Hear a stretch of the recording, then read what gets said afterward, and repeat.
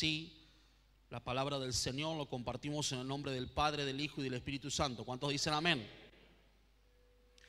Sucedió que en el mes de Nisan, si usted es de esas personas que remarcan la Biblia, les sugiero que remarque esa palabra Nisan, porque es muy clave. Sucedió en el mes de Nisan, o sea, no en cualquier año, sino en un mes puntual, que es el mes de Nisan. En el año 20 del rey Artajerjes, que estando ya él, vino delante de él, tomé el vino y lo serví al rey. Y como yo no había estado antes triste en su presencia, me dijo el rey: ¿por qué está triste tu rostro? Pues no estás enfermo. No es esto sino quebranto de corazón. Entonces temí en gran manera y dije al rey: para siempre viva el rey.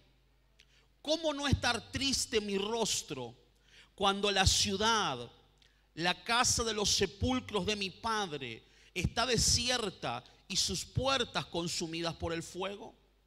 Me dijo el rey: ¿qué cosa pides?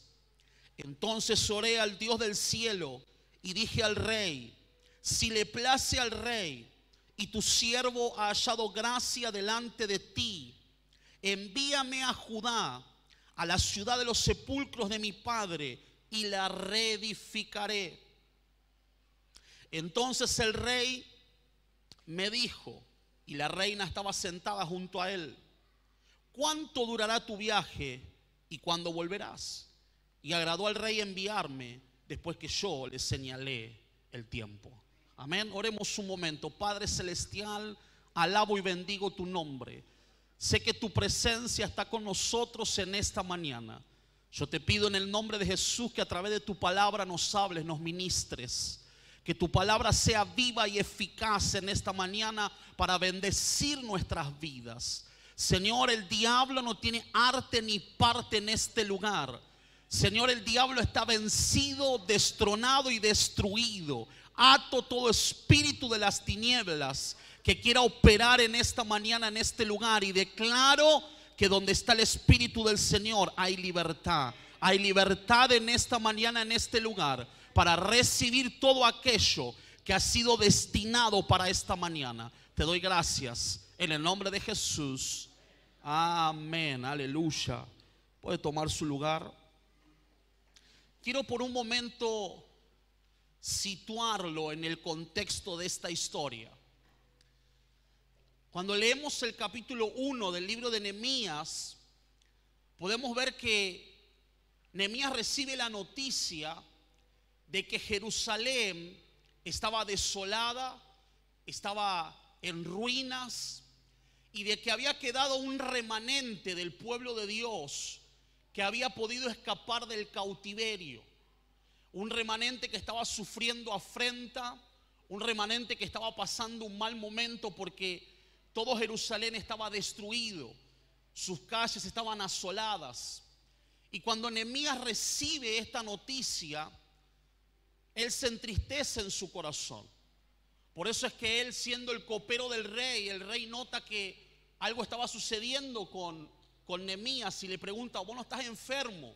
Tu corazón evidentemente está quebrantado. ¿Qué es lo que te está sucediendo? Y Nehemías le dice al rey aquello que él se enteró. Le dice: Jerusalén está en ruinas, está desolada, sus muros están derribados, el pueblo está sufriendo mucha afrenta. El pueblo que quedó del cautiverio, el remanente fiel que quedó del cautiverio, está padeciendo gran necesidad.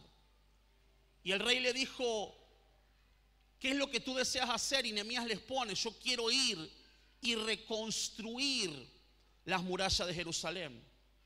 Quiero reconstruir sus puertas. Quiero volver a reedificar aquello que estaba destruido. Y de alguna manera Nehemías sale con la comisión hacia Jerusalén de reedificar y de restaurar Jerusalén.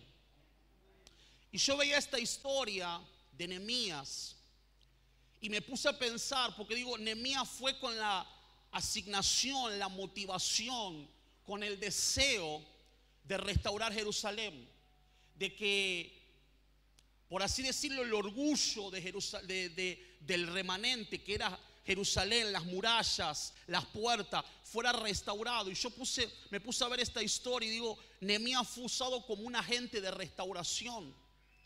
Y pensando en esto, digo, es lo que Dios hace con nosotros y a través de nosotros. O sea, Dios nos usa a cada uno de nosotros como agentes de restauración. Y me puse a buscar el significado de la palabra restauración. Y la palabra restauración significa volver a reconstruir algo que estaba roto. La palabra restauración significa volver algo a su estado original, al estado para el que fue creado. Y pensando en esto, digo, eso es lo que Dios hizo con nosotros. Porque recuerde por un momento cómo usted llegó a Cristo. Usted llegó roto. Los sinceros dicen amén. Llegó destruido, llegó desolado, llegó totalmente en ruinas. ¿Y qué hizo Dios contigo? Dios comenzó a restaurar tu vida.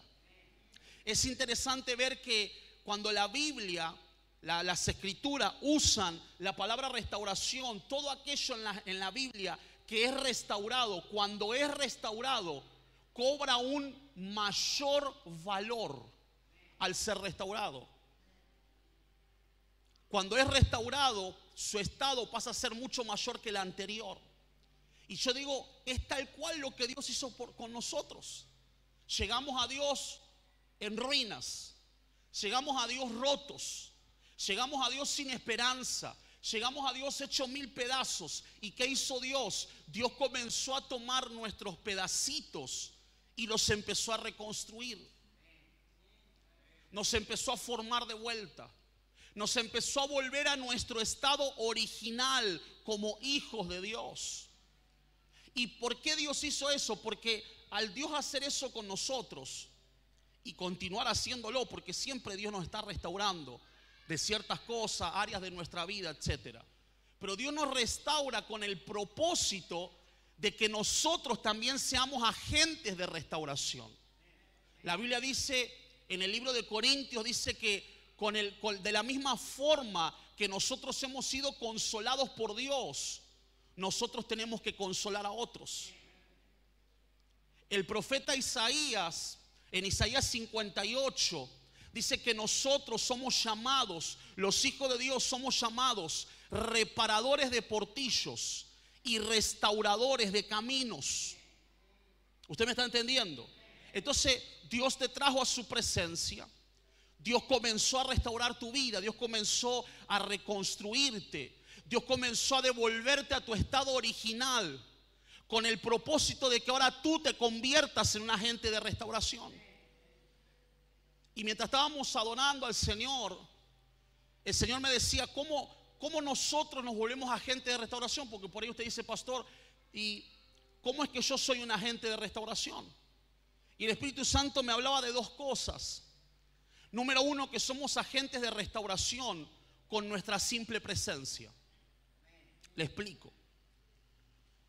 Cuando usted recibe a Cristo como su Señor y Salvador, y usted decide comenzar a caminar con Jesús, Él te comienza a restaurar. Pero no solamente que Él te comienza a restaurar, sino que Él nos da el regalo más maravilloso sobre la tierra, que es que su Espíritu habite en nosotros por la fe. Mire, ese regalo es impagable. No tiene precio porque no se puede comprar con dinero. En una oportunidad le dijeron a Pedro, queremos comprar lo que el Espíritu Santo da. Y Pedro dijo, mire, que tu dinero perezca contigo, porque lo de Dios no se compra. Lo de Dios es por gracia, es gratis, es inmerecido y Dios nos lo da por gracia. Entonces el regalo más maravilloso es que usted recibe a Cristo. Dios te comienza a restaurar, pero Dios empieza a hacer habitar su Espíritu por la fe. Entonces tu simple presencia en lugares públicos, entre tu familia, tu simple presencia, aunque a usted le cueste trabajo creer lo que le voy a decir, tu simple presencia restaura corazones. Porque no eres tú, es el Espíritu que habita en ti. Es la presencia que Él por la fe hizo habitar dentro de ti. Entonces tú te acercas a alguien o estás en una reunión familiar, reunido con tu familia que no cree en Jesús o que no han entregado su corazón a Cristo, pero el hecho de que tú estés en ese lugar está haciendo con que la restauración esté tomando lugar. Yo le hablé muchas veces del efecto bendición rebote, es decir, tu familia es bendecida por tu fe. Ellos lo llaman suerte. Ellos lo llaman producto de la casualidad, pero tú sabes que es porque tú crees en el Dios eterno.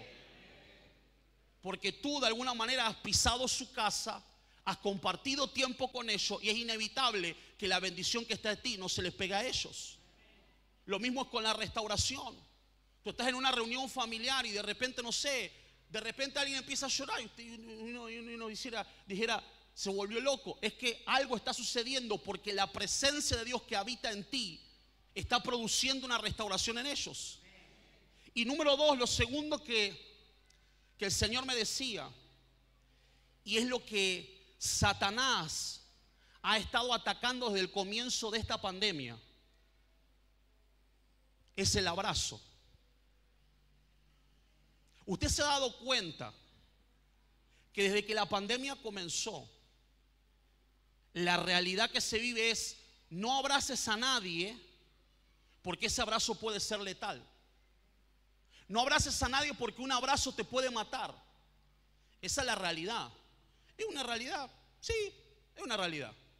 ¿Se puede contagiar? Sí, se puede contagiar. Pero esa no es la verdad. Porque hay una verdad en la Biblia, por lo menos en la que yo leo. Mi Biblia dice que los abrazos resucitan. Gracias por su entusiasmo. Mi Biblia dice que los abrazos dan vida. Mi Biblia dice que los abrazos restauran. Pastor, yo nunca leí eso. Le explico. Dice las Escrituras que el apóstol Pablo estaba enseñando la palabra. Y mire, el apóstol Pablo no hacía reuniones de culto como nosotros que duran 2 o 3 horas. El apóstol Pablo enseñaba la palabra desde las 7, 8 de la noche hasta el otro día. Y la gente se quedaba a escuchar. Yo no sé qué pasaría si nos extendemos hasta las 5 de la tarde hoy. Capaz que me quedo solo. Pero el apóstol Pablo dice que estaba enseñando en una casa y se fue la hora, se hizo de madrugada. Y dice que había una persona llamada Eutico que estaba sentado en la ventana escuchando a Pablo. Y de repente, como el sueño le ganó, la Biblia dice que se cae por la ventana. Estaba en un piso alto y se cae por la ventana y se muere. ¿Usted leyó esa historia? Cae por la ventana, cayó, pumba, listo. No sé si habrá caído de cabeza o qué, pero la cuestión es que murió. Y dice que Pablo paró un momento de enseñar, desciende, va donde está Eutico y no ora por él, no le profetiza, no le declara la palabra, dice que simplemente lo abraza. Y cuando Pablo lo abraza, Eutico, que estaba muerto, resucita. Porque hay abrazos que dan vida. Y el diablo ha atacado ese diseño de Dios. No abraces a nadie, porque un abrazo te puede matar. Pero la verdad de las Escrituras es que cuando tú tienes al Espíritu Santo y tú abrazas a alguien, ese abrazo le va a dar vida. Ese abrazo lo va a restaurar. Ese abrazo lo va a sanar. Ese abrazo lo va a levantar. Ese abrazo lo va a bendecir. ¿Hay alguien conmigo en esta mañana? Hay abrazos que restauran. Pero el diablo dice: no abraces a nadie, porque un abrazo te puede matar. Mire, yo lo viví. Yo tengo mi papá biológico que no es cristiano. Y yo viajo hace algún tiempo atrás a Buenos Aires con este asunto de la pandemia. Hacía tiempo que no nos veíamos. Y él no sabía si abrazarme o no abrazarme. Yo, así, a mí que me importa el bicho. Yo agarré y le di un abrazo. Y nos abrazamos. Mire, yo en los 35 años que tengo, nunca jamás yo vi a mi padre llorar. Jamás. Nunca. Y lo abracé fuerte. ¿Y sabe qué? Él se puso a llorar.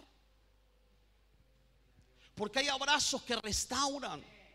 Hay abrazos que sanan relaciones, hay abrazos que dan fortaleza. Pero ¿qué nos ha dicho el diablo? No abraces a nadie, ni entre la familia se abracen. Esa es una realidad, pero tenemos una verdad poderosa que es Cristo. Entonces un abrazo no nos va a matar, un abrazo nos va a restaurar, nos va a bendecir. ¿Usted me está entendiendo?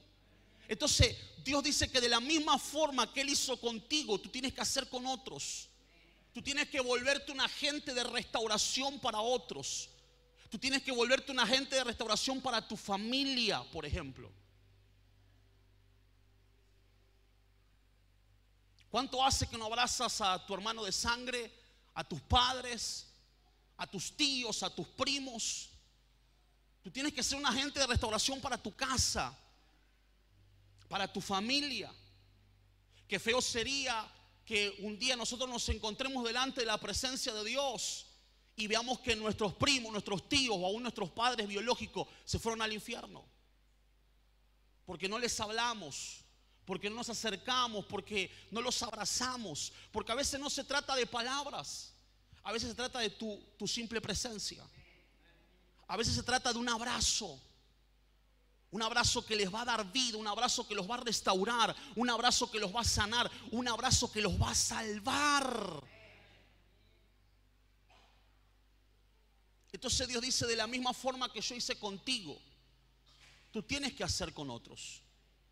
Tú tienes que volverte para otros un agente de restauración. Tu familia. Parte del pueblo de Dios que hoy tal vez se han alejado de Dios. Porque ¿sabe cuál es el problema? Que somos muy rápidos para juzgar, pero no nos ponemos en los zapatos de los demás. Y juzgamos el que fulano se alejó de Dios y sultano se fue de la iglesia. Pero no nos acercamos para poder restaurar esa vida, para poder sanar ese corazón. Mire, no toda la gente que se va de las iglesias se va por rebeldía. El asunto es que los pastores tenemos gran culpa en eso, porque durante muchos años se ha dicho, ella se fue, es rebelde, él se fue, es por rebelde. Y siempre hemos querido desligarnos de la culpabilidad. Entonces es más fácil echarle la culpa a la oveja. Es más fácil decir que se fue por rebelde. Y es cierto que hay un alto porcentaje de gente que se va de las congregaciones porque no quieren someterse, porque no quieren obedecer. Pero hay otro porcentaje de gente que no se va por rebeldía, sino que tuvieron un problema en el camino que no pudieron sobrellevar. Tuvieron una situación que los golpeó y los lesionó y los dejó lisiados espiritualmente y les ha costado caminar y no han encontrado el apoyo. Y poco a poco se fueron alejando. Yo siempre digo, el alejarse de Dios, el alejarse de la casa de Dios, no es de la noche a la mañana. Usted va a presentar síntomas antes de usted alejar. Usted no se levanta un día y dice, hoy dejo de ser cristiano. O usted se levanta un día y dice, hoy no amo más a mi esposa. No, hay síntomas que manifiestan eso. Entonces hay personas que no se fueron por rebeldía. Y sobre esas personas tenemos que actuar con restauración. Porque siguen siendo hijos de Dios. Porque Dios los sigue amando. Simplemente están alejados, están apartados. Entonces Dios nos comisiona como agentes de restauración. Dios nos levanta como agentes de restauración. Es el deseo del corazón de Dios que usted que está aquí en esta mañana oyendo lo que Dios le está diciendo a través de mi vida, es el deseo del corazón de Dios que usted se levante como un agente de restauración para los suyos, para aquellos que tal vez se alejaron del Señor, que usted sabe que están alejados, sin importar a qué iglesia iban, pero usted sabe que están lejos de Dios y que necesitan ser restaurados por el Señor. Como le digo, a veces no es que tengas que hablarle, a veces simplemente lo vas a tener que abrazar. ¿Y cómo hago para abrazarlo en medio de la pandemia? Bueno, no sé, póngase un trapo en la boca, en la nariz, lo que usted quiera, pero usted abrácelo. Y si tiene un poquito más de fe, no se ponga nada. Pero Dios quiere que seamos agentes de restauración. Ahora, yo leía la historia de Nehemías.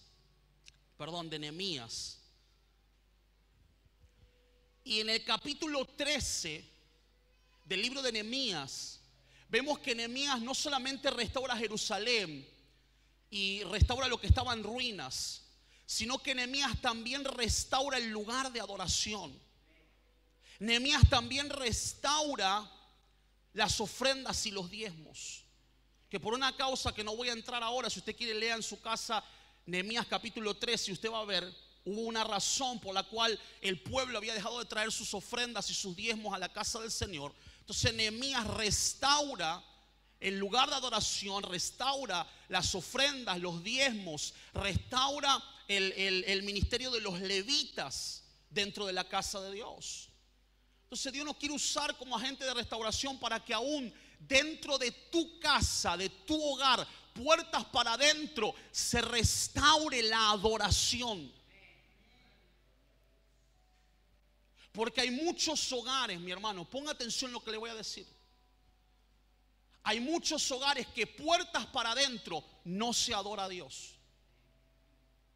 Porque mi hijo se ofende, porque vive mi nuera, mi yerno que no va a la iglesia y se van a sentir mal. Y no se adora a Dios. Se escucha, en vez de escucharse música que edifica, se escucha cualquier otro tipo de música. En vez de escuchar mensajes que edifican, se escucha todo el día el noticiero. Nehemías fue usado para restaurar el lugar de adoración. Y Dios me decía, puertas para adentro de los hogares. Tiene que ser restaurada la adoración en los hogares. Recuerde que la primera iglesia comienza en nuestra casa. El primer ministerio es la familia. ¿Qué hizo Nehemías? Restauró el lugar de adoración. Y debemos restaurar la adoración en los hogares.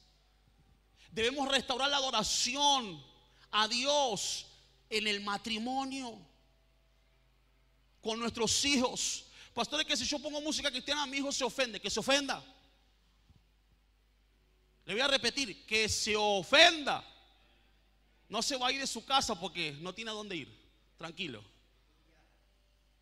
Y como dice el dicho, el que se va sin que lo echen, vuelve sin que lo llamen. Tranquilo.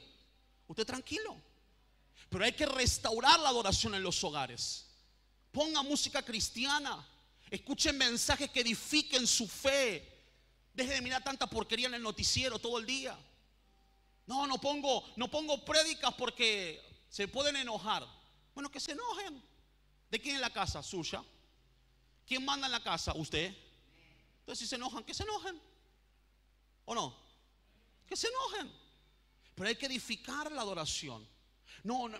Si oro al Señor, no oro muy fuerte porque los puedo despertar o por ahí. Grítele a Dios todo lo que tenga que gritarle.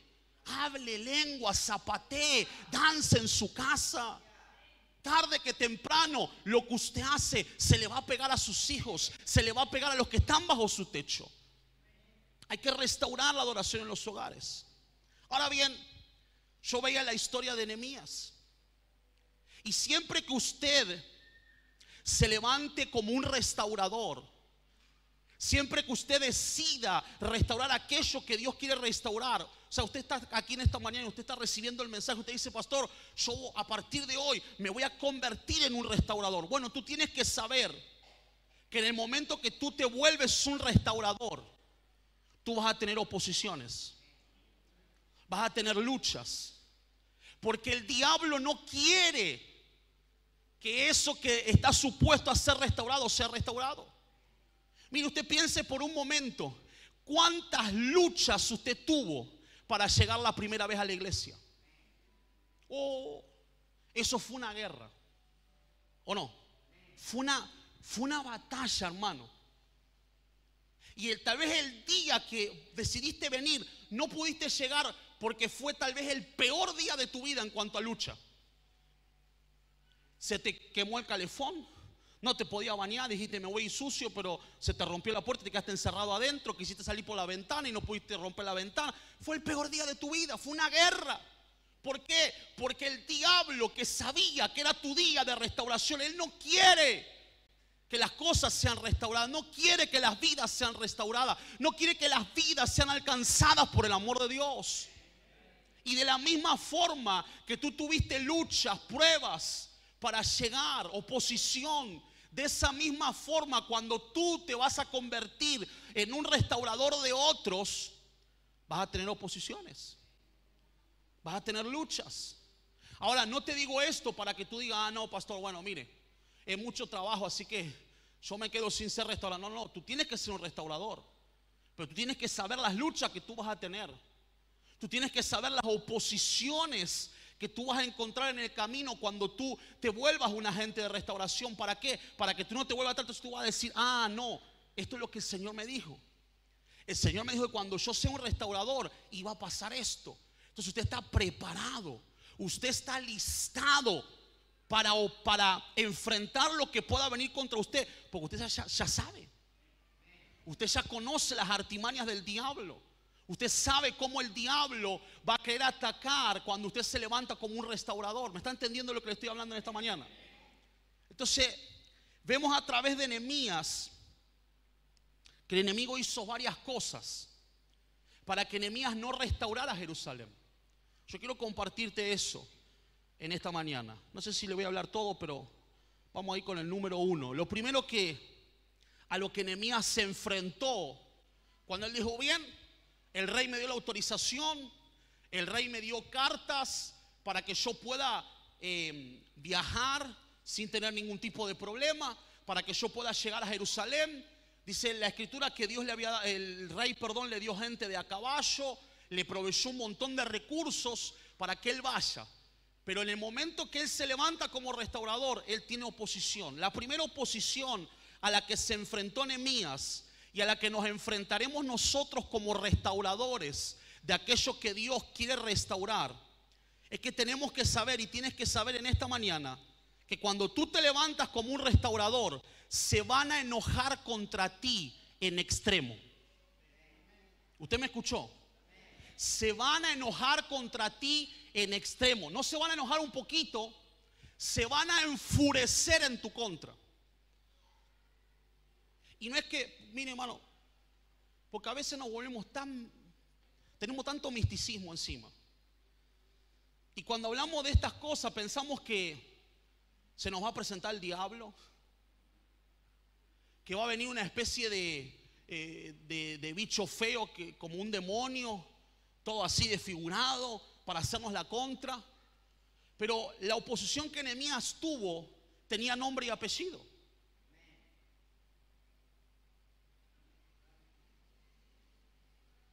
O sea, eran demonios actuando a través de gente con nombre y apellido.